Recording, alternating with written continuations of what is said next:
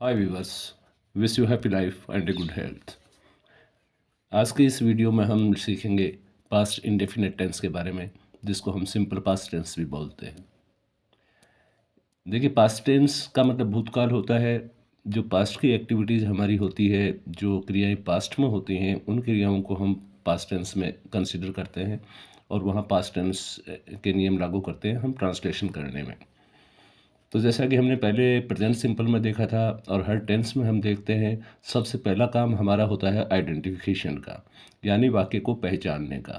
हिंदी वाक्य को कैसे पहचाने कि वो पास्ट इंडेफिनिट टेंस या पास्ट सिंपल पास्ट टेंस का है। तो देखिए, जो पास्ट सिंपल है, इसके लिए आइडेंटिफिकेशन वाले जो वर्ड्स हैं, जो लेटर्स हैं, वो ये है: था, थे, थी, आ, ए, ई। था, थे, थी अगर वाक्य के लास्ट में है इनमें से कोई सा, तो भी वो पास्ट सिंपल का माना जाता है। और आ, ए, ई अगर लास्ट अक्षर, वाक्य के लास्ट अक्षर की ध्वनि इनमें से कोई सी है, यानी हिंदी स्वर ध्वनि है, तो वो पास्ट सिंपल का वाक्य माना जाएगा। एग्जाम्पल्स आप देखिए।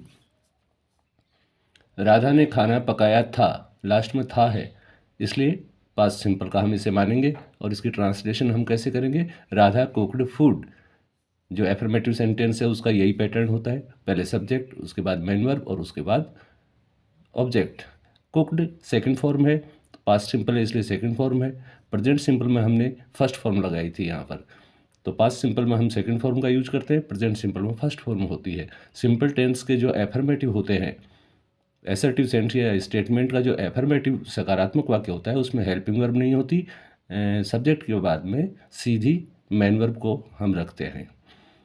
दूसरा सेंटेंस देखिए आप, बच्चे स्कूल नहीं आए थे, लास्ट में थे है, तो हमें मान लेना चाहिए कि ये पास्ट सिंपल का है और पास्ट सिंपल वाला पैटर्न हम इसमें अप्लाई करेंगे।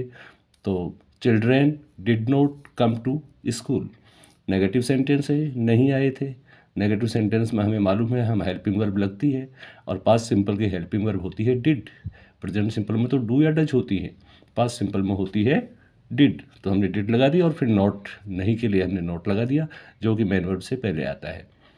Children did not come to school, subject helping verb not main verb. Next sentence, क्या सरला बाजार गई थी, क्वेश्चन मार्क है, इसका मतलब क्वेश्चन है। क्वेश्चन कौन सा है? यस नो टाइप है, क्योंकि पहले क्या से शुरू हुआ है, वाक्य क्या से शुरू हुआ है, और इसका आंसर हम यस या नो में दे सकते हैं। सरला अगर बाजार गई थी तो हम कह देंगे यस, सरला अगर बाजार नहीं गई तो हम कह देंगे नो। तो इसकी ट्रांसलेशन हमने सीखा था पहले भी काइंड्स ऑफ सेंटेंसेज में, कि जो यस नो टाइप जो क्वेश्चंस होते हैं, उनको बनाने के लिए हम क्या करते हैं, हेल्पिंग वर्ब को सब्जेक्ट से पहले रखते थे। हेल्पिंग वर्ब डिड को हमने पहले रखा, उसके बाद सब्जेक्ट रखा, फिर मेन वर्ब की फर्स्ट फॉर्म। ये ध्यान दीजिए, पास्ट टेंस में जब हम डिड हेल्पिंग वर्ब यहाँ रख देते हैं, फिर मेन वर्ब की फर्स्ट फॉर्म आएगी, जबकि यहाँ पर देखिए सब्जेक्ट के बाद मेन वर्ब की सेकंड फॉर्म है, लेकिन यहाँ हेल्पिंग वर्ब नहीं है। नेगेटिव में भी आप देखिए, यहाँ डिड लग गया, इसलिए यहाँ पर मेन वर्ब की फर्स्ट फॉर्म है। तो जब डिड हेल्पिंग वर्ब लग जाती है, तो फिर हम मेन वर्ब की कौन सी फॉर्म लगाते हैं? First form. आगे वाला वाक्य देखिए, मैंने एक सांप देखा, लास्ट में क्या है? था तो नहीं है, लेकिन खा, इसमें ध्वनि कौन सी आ रही है? इसे खा अक्षर की आ है, वो हिंदी स्वर है, तो ये आ देखिए हमने लिखा है आ, ए, ई। अगर ये ध्वनि लास्ट वाले अक्षर की है तो भी हम उस वाक्य को पास्ट सिंपल का ही मानेंगे। तो इस वाक्य को भी हम पास्ट सिंपल का मानेंगे, क्योंकि लास्ट जो है, जो वर्ब है देखा, इसमें ध्वनि किसकी आ रही है? आ की। आई सा ए स्नेक साधारण वाक्य था, इसलिए हमने सब्जेक्ट के डायरेक्ट बाद में मेन वर्ब की सेकंड फॉर्म रख दी। शी, शा, सीन, ये सेकंड फॉर्म है सी वर्ब की। तो आई सा स्नेक, सब्जेक्ट, मेन वर्ब की सेकंड फॉर्म, ऑब्जेक्ट। यही पैटर्न होता है पास्ट सिंपल में एफर्मेटिव का। कविराज ने एक काली बिल्ली देखी, खी, ई की मात्रा है, ई की ध्वनि आ रही है, ई की ध्वनि आ रही है लास्ट अक्षर में, और ई की ध्वनि आती है, इसका मतलब वाक्य सिंपल पास्ट का है। और हमने इसकी सिंपल पास्ट वाला जो एफर्मेटिव का पैटर्न है वो अप्लाई कर दिया, पहले सब्जेक्ट, मेन वर्ब की सेकंड फॉर्म और ऑब्जेक्ट।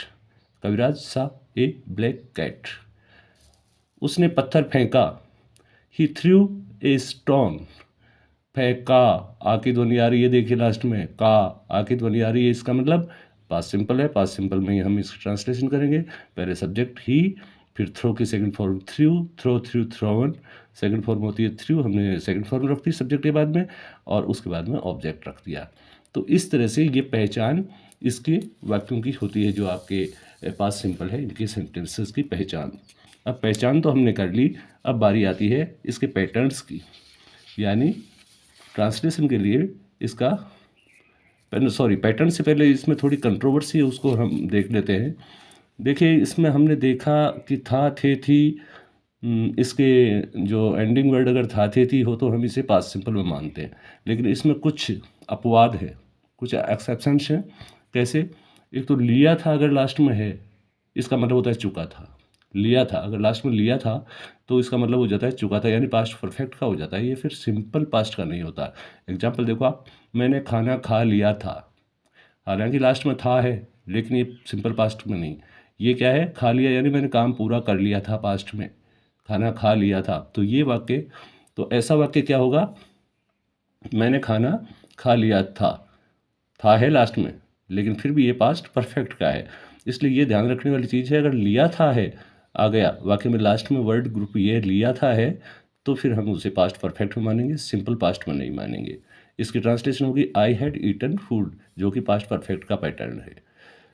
इसी वाक्य को अगर हम ऐसे लिखते, मैंने खाना खाया या खाया था, एक ही चीज़ है, खाया या खाया था, तो फिर ये सिंपल पास्ट का होता, और इसकी जो ट्रांसलेशन है वो होती I ate food, subject, main verb की सेकंड फॉर्म और ऑब्जेक्ट।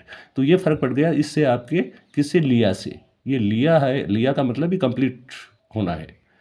तो अगर ये इस तरह का ग्रुप आए लास्ट के अंदर सेंटेंस के, तो आप उसे पास्ट परफेक्ट में कंसिडर करना। एक और है, आ गया था। आ गया था, ये भी पास्ट परफेक्ट में ही कंसिडर होगा। देखिए आप सेंटेंस को, रोहित घर आ गया था, यानी एक्शन कंप्लीट हो गया था पास्ट के अंदर, तो ये वाक्य भी पास्ट परफेक्ट में ही माना जाएगा। हालांकि लास्ट में था है, फिर भी ये, तो ये आ गया और एक लिया। Rohit had come to home, Rohit घर आ गया था या आ चुका था, एक ही बात है। और इसी वाक्य को अगर हम लिखें रोहित घर आया, तो फिर ये क्या होगा? सिंपल पास्ट का। देखिए, या लास्ट में आ की ध्वनि आ रही है, तो ये सिंपल पास्ट का होगा, रोहित केम टू होम। तो ये दो तीन, एक और देखिए आप, चला गया था। चला गया था भी अगर किसी सेंटेंस में, तो वो भी पास्ट परफेक्ट नहीं होगा। वह बाजार चला गया था, उसने भी एक्शन कंप्लीट कर लिया था बाजार जाने का, तो ही हैड गॉन टू मार्केट, ये भी पास्ट परफेक्ट में ही होगा। इसकी जगह अगर ये होता वह बाजार चला गया, आगे अगर था नहीं, ये सिर्फ इतना ही होता वह बाजार चला गया, तो ही वेंट टू मार्केट, यहीं पर ये पास्ट सिंपल का हो जाता। तो इस तरह से ये दो तीन जो अपवाद हैं, इनको ज़रूर ध्यान में रखना है वाक्य को पहचानते वक्त। इनको अगर हम ध्यान में नहीं रखेंगे तो उससे हमारी गलती होने की संभावना हो जाती है ट्रांसलेशन में। तो ये जो लिया था, आ गया था, चला गया था, ये वाले अगर लास्ट में है तो हमें पास्ट परफेक्ट यहाँ पर इस्तेमाल करना है, ना कि सिंपल पास्ट। अब आइए पैटर्न की बारी आती है। सेंटेंस के जो स्ट्रक्चर है या जो पैटर्न है वो इस तरह से है। देखिए, एसर्टिव सेंटेंस होते हैं, उसमें एफर्मेटिव नेगेटिव दो प्रकार के होते हैं। एसर्टिव सेंटेंस का मतलब कथन होता है, यानी स्टेटमेंट, और स्टेटमेंट सकारात्मक भी हो सकता है, नकारात्मक भी हो सकता है। तो जो सकारात्मक स्टेटमेंट है उसके पैटर्न क्या बनेगा? सबसे पहले हम सब्जेक्ट रखते हैं, हमने प्रेजेंट सिंपल में भी यही किया था। उसके बाद में मेन वर्ब की सेकंड फॉर्म, उसमें प्रेजेंट सिंपल में मेन वर्ब की फर्स्ट फॉर्म आई थी, यहाँ मेन वर्ब की सेकंड फॉर्म। पैटर्न वही है, सब्जेक्ट, सब्जेक्ट के बाद मेन वर्ब, और मेन वर्ब के बाद ऑब्जेक्ट, फिर अदर वर्ड्स। यही पैटर्न हमने प्रेजेंट सिंपल में अप्लाई किया था। फ़र्क इतना था, वहाँ मेन वर्ब की फर्स्ट फॉर्म यूज़ की थी, यहाँ मेन वर्ब की हम सेकंड फॉर्म यूज़ कर रहे हैं पास्ट सिंपल में। अब आइए नेगेटिव पे। नकारात्मक में हम हेल्पिंग वर्ब लगाते हैं, इसमें हेल्पिंग वर्ब नहीं लगाते हैं हम सकारात्मक में। नकारात्मक वाक्य है उसके अंदर हम हेल्पिंग वर्ब लगाते हैं, पहले सब्जेक्ट, उसके बाद हेल्पिंग वर्ब डिड, फिर नोट नकारात्मक में होता ही है, उसके बाद मेन वर्ब की फर्स्ट फॉर्म, फिर ऑब्जेक्ट, और फिर अदर वर्ड्स। अब यहाँ देखिए आप, यहाँ जब डिड हमने हेल्पिंग वर्ब लगा दी, तो ये जो मेन वर्ब है इसकी जो फॉर्म है वो फर्स्ट हो गई, यहाँ सेकेंड फॉर्म थी, लेकिन डिड लगने के बाद हम इसे फर्स्ट फॉर्म कर देते हैं, फिर सेकंड फॉर्म नहीं रहती। इसलिए नकारात्मक वाक्य में आप डिड का इस्तेमाल करेंगे और मेन वर्ब की फर्स्ट फॉर्म को काम में लेंगे। प्रेजेंट सिंपल में भी हमने डू डज का इस्तेमाल किया था यहाँ पर, और फिर मेन वर्ब की फर्स्ट फॉर्म को लगाया था, एस ई एस हटा दिया था। तो नकारात्मक में हम हेल्पिंग वर्ब लगाते हैं। प्रेजेंट सिंपल में डू या डज, और पास्ट सिंपल में आती है डिड। नेक्स्ट चलते हैं इंटरोगेटिव। ये था कथन, अब आता है प्रश्न। जो प्रश्नवाचक वाक्य होते हैं, जिनसे प्रश्न पूछे जाते हैं, वो वाक्य जिनके द्वारा हम प्रश्न पूछते हैं, प्रश्न करते हैं, दो प्रकार के होते हैं। हमने पहले भी देखा है प्रेजेंट सिंपल में भी। एक तो यस नो टाइप क्वेश्चन, एक होते हैं WH वर्ड टाइप क्वेश्चन। तो यस नो टाइप क्वेश्चंस जो हैं, उनकी आपके जो पैटर्न है वो क्या होगा, पहले हेल्पिंग वर्ब आएगी, उसके बाद सब्जेक्ट आएगा, फिर मेन वर्ब की फर्स्ट फॉर्म, उसके बाद ऑब्जेक्ट, फिर अदर वर्ड्स, और उसके बाद में लास्ट में क्वेश्चन मार्क।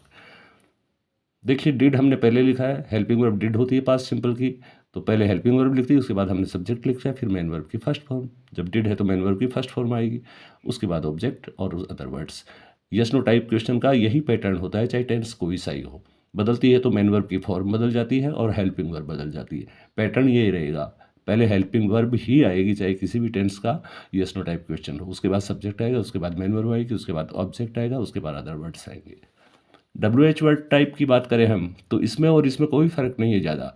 सिर्फ फ़र्क है तो क्या है, एक WH वर्ड इसमें ज़्यादा है एक्स्ट्रा, जिसको हम वाक्य के शुरू में रखते हैं। हम वाक्य को शुरू करते हैं WH वर्ड से, उसके बाद में हेल्पिंग वर्ब, यहाँ भी हेल्पिंग वर्ब है, उसके बाद सब्जेक्ट, यहाँ भी सब्जेक्ट है, यहाँ भी सब्जेक्ट है, उसके बाद यहाँ भी मेन वर्ब की फर्स्ट फॉर्म, ये मेन वर्ब की फर्स्ट फॉर्म, ये ऑब्जेक्ट आ गया, ये ऑब्जेक्ट आ गया, और फिर अदर वर्ड्स और क्वेश्चन मार्क। तो दोनों में कोई फ़र्क नहीं है, सिर्फ WH वर्ड टाइप क्वेश्चन में WH वर्ड से शुरू करते हैं हम क्वेश्चन को, फिर सेम पैटर्न रिपीट हो जाता है, ये यस नो टाइप वाला पैटर्न। अब एडवर्ब्स की बात अगर हम करें पास्ट सिंपल के अंदर, तो पास्ट सिंपल में जनरली जो एडवर्ब्स हैं वो ये वाली होती हैं, yesterday, last night, last week, ago, last month, last year. तो इस तरह ये जो एडवर्ब्स हैं ये जनरली पास्ट सिंपल में काम में आती हैं। तो इस तरह से हमने पास्ट सिंपल को आज देख लिया, पास्ट सिंपल को क्लियर हमने कर लिया। आशा है आपके पास्ट सिंपल के बारे में जो कंसेप्ट है वो क्लियर हो गई होगी। और अगर आपको वीडियो इन्फॉर्मेटिव लगा तो ज़रूर आप इसे लाइक कीजिएगा और शेयर भी कीजिए, चैनल को सब्सक्राइब कीजिए। And thank you very much for watching the video, and see you in next video. Next video में हम देंगे फ्यूचर सिंपल। थैंक्स।